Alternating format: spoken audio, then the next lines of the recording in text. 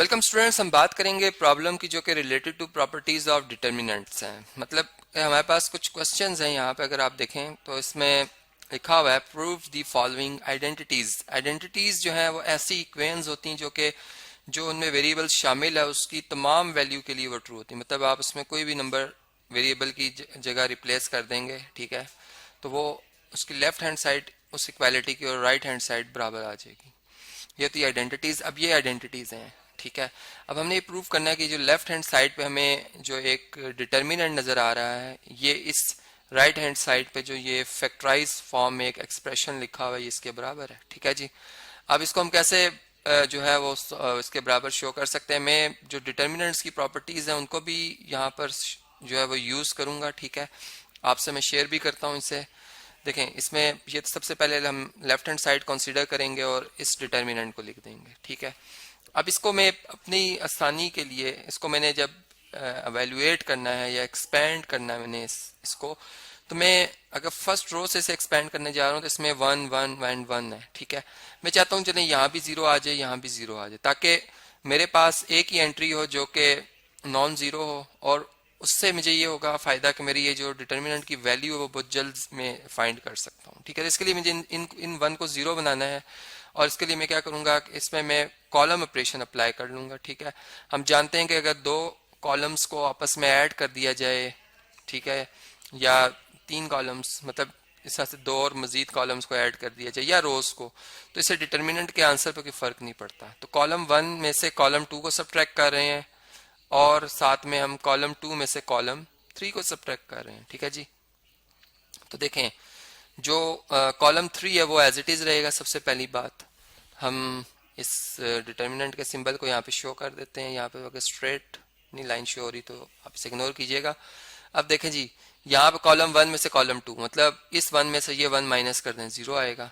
ए में से B minus कर दें, क्या आ जाएगा जी, ए माइनस बी। क्योंकि मैं कॉलम 1 की एंट्री पहले लिखूंगा कॉलम 2 की बाद में। कॉलम 1 प्लस साइन के साथ है, कॉलम 2 नेगेटिव साइन के साथ है, ठीक है। तो अब देखें यहाँ पर हमारे पास ए क्यूब माइनस बी क्यूब आ जाएगा, ए क्यूब माइनस बी क्यूब, ठीक है जी। इसी तरह आप कॉलम 2 में से कॉलम 3 को माइनस करना है। इस 1 में से इस 1 को माइनस करें, क्या आएगा आंसर, 0। बी में से सी माइनस कर दें तो बी माइनस सी लिख देंगे हम। बी क्यूब में से सी क्यूब माइनस कर देंगे हम, ठीक है जी। ये आ जाएगा रिजल्ट, जबकि यहाँ पे 1 सी एंड सी क्यूब रहेगा, ठीक है। अब देखें, अब मैं इसे अगर एक्सपेंड करता हूँ, expanding it from column row number 1, expanding from row 1, ठीक है। तो इसमें ये तो 0 है और हम जानते हैं 0 किसी भी नंबर से जब मल्टीप्लाई होता है तो वो उसको उस आंसर को 0 बना देता है, ठीक है। तो यहाँ भी ये भी 0 है। तो हमारे पास जो फर्स्ट और थर्ड कॉलम की एंट्री है 1 जो लिखा हुआ है, अगर माइनर को फैक्टर के आप उस कॉन्सेप्ट में जाएं तो यहाँ पर -1 की पावर वो बनेगी 1 + 3 जो कि 4 बनती है, तो वो पॉजिटिव है क्योंकि इवन नंबर 1 + 3 4 एक इवन नंबर इसलिए, ठीक है। और यहाँ पे हम एक डिटर्मिनेंट बनाएंगे जो कि जिसमें 2 रोज और 2 कॉलम होंगे, और इसमें जो एंट्रीज आएंगी वो ये वाली एंट्रीज आ जाएंगी, ठीक है। क्योंकि जिस रो जिस कॉलम में 1 लिखा है इसको हम इग्नोर कर देंगे। तो यहाँ पर इन एंट्रीज को मैं यहाँ से कॉपी करता हूँ। चलें इसे कॉपी कर लेते हैं और इस डिटर्मिनेंट के अंदर इसको लिख देते हैं, ठीक है जी। क्लियर होगी बात। अब अगर इसको सॉल्व किया जाए, चलें मैं थोड़ा सा नीटनेस के लिए यहाँ से ये जो मैंने लाइंस लगाई थी इनको मैं रेस कर देता हूँ, ठीक है। चलें अब देखें, इसमें अगर हम डिटर्मिनेंट ओपन करें तो ये पहले प्रिंसिपल डायगोनल के एंट्रीज मल्टीप्लाई होती हैं, ठीक है। तो a-1 जिस नंबर से मल्टीप्लाई वही दोबारा आ जाता है, ये हम जानते ही हैं कि 1 एक मल्टीप्लिकेटिव आइडेंटिटी है। और यहाँ से इसी तरह जब इस प्रोडक्ट को इससे मल्टीप्लाई किया जाएगा तो नेगेटिव साइन आएगा, b - c multiply by a cube minus b cube, ठीक है। अब आप जानते हैं कि a cube minus b cube का फार्मूला क्या होता है, ठीक है। चलिए ये स्क्रीन पे कुछ नेक्स्ट क्वेश्चन है जो कि मैं भी से नेक्स्ट इसी को मैं सॉल्व करने जाऊंगा। इधर ही हम कोशिश करते हैं अपने इस क्वेश्चन को खत्म करने की। देखें, इसमें हम लिख सकते हैं a - b, इससे b cube minus c cube, ऐसे हम लिख सकते हैं b - c into B square, ठीक है, plus a plus B C और प्लस c स्क्वायर, ठीक है। ये b cube minus c cube का फार्मूला है। इसी तरह ये b - c है और यहाँ पर भी हम a cube minus b cube का फार्मूला लगाते हैं जो कि इक्वल टू होता है a - b into a square plus ab और प्लस b स्क्वायर, ठीक है, प्लस बी स्क्वायर। अब आप इसमें अगर देखें तो ये a माइनस बी और b माइनस सी, इस तरह a माइनस बी और b माइनस सी, इन दोनों में कॉमन देख रहे हैं आप, इसे कॉमन ले लेंगे, ठीक है। तो हमारे पास ये तो रिजल्ट कॉमन में आ गया, a माइनस बी और b माइनस सी, ठीक है। जबकि यहाँ पे क्या रह जाएगा, बी स्क्वायर प्लस बी सी प्लस सी स्क्वायर, ठीक है, नेगेटिव का साइन ये वाला, ठीक है। अब इसके बाद ये b माइनस सी और a माइनस बी तो हम कॉमन ले चुके हैं, ये डिवाइड होके कॉमन आ चुका है, ठीक है। यहाँ पे क्या रह जाएगा, नेगेटिव साइन, ब्रैकेट लगाएंगे, या अगर ब्रैकेट नहीं लगा रहे तो इन सारों के साइन चूंकि प्लस में, सारों के साइन नेगेटिव में लिखते जाएंगे हम, negative a square, negative A B और नेगेटिव बी स्क्वायर। क्लियर होगी बात। अब देखें, अब अगर हम इसको मजीद सिंप्लीफाई करें तो यहाँ से आप देख सकते हैं कि ये बी स्क्वायर से कैंसिल हो जाएगा, ठीक है। और यहाँ पे रह जाएगा a minus b into b minus सी, ठीक है, और b C plus C square minus a square minus a b, ठीक है। इस इतने पार्ट को मैं यहाँ से कॉपी कर लेता हूँ, ठीक है जी। और हम इसे, चूंकि हम ये रिजल्ट लाना चाह रहे हैं, ठीक है, ये आप देख सकते हैं कि ये स्क्रीन पे जो मैंने लिखा हुआ है ये रिजल्ट हम लाना चाह रहे हैं। इसको मैं यहीं पे चलें कॉपी कर लेता हूँ कि इस वक्त तक हम यहाँ पे पहुँच चुके हैं, ठीक है। बाकी जो एक्स्ट्रा है इसे मैं रेस कर देता हूँ ताकि हमारे पास स्पेस अवेलेबल हो जाए, ठीक है जी, स्पेस अवेलेबल हो जाए यहाँ पर, ठीक है। अब देखें इसमें हम इससे मजीद इसको क्या लिख सकते हैं जी, इक्वल का साइन है, चलें बड़ा साइन आ गया इक्वल का।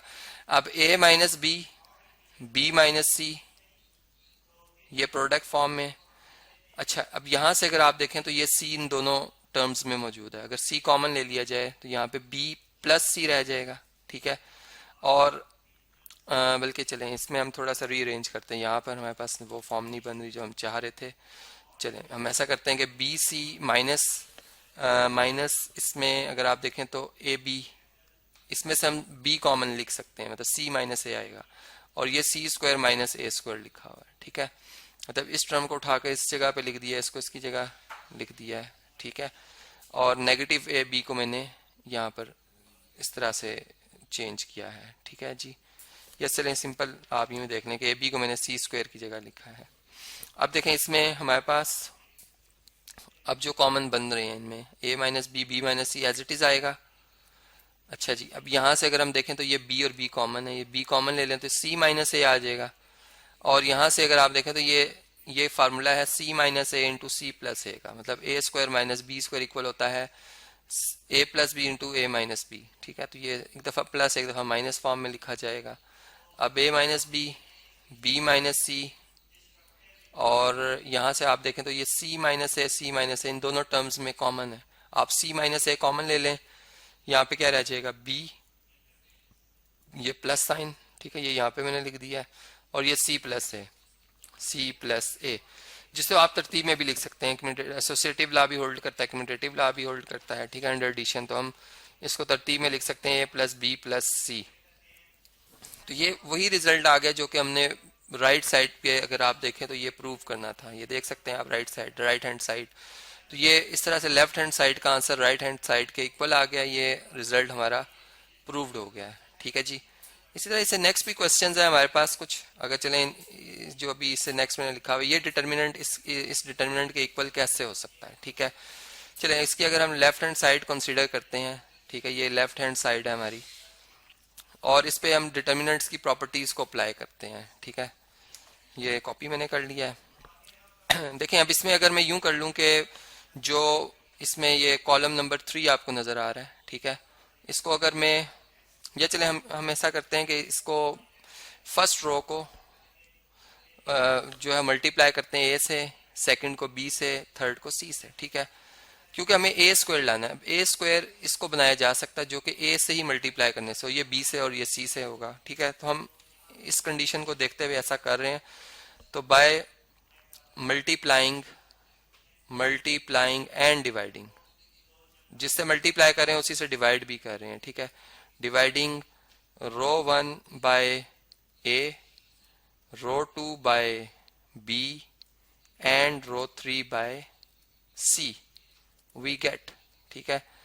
अब जो डिवाइड किए हैं ना जो नंबर्स, उनको मैं बाहर लिख दूंगा। 1/a से किया मल्टीप्लाई तो डिवाइड वाला a बाहर, इस तरह b से मल्टीप्लाई, और c से जो मल्टीप्लाई किया वो इससे मतलब डिटर्मिनेंट के अंदर लिखेंगे और डिवाइड वाले बाहर लिख देंगे, ठीक है।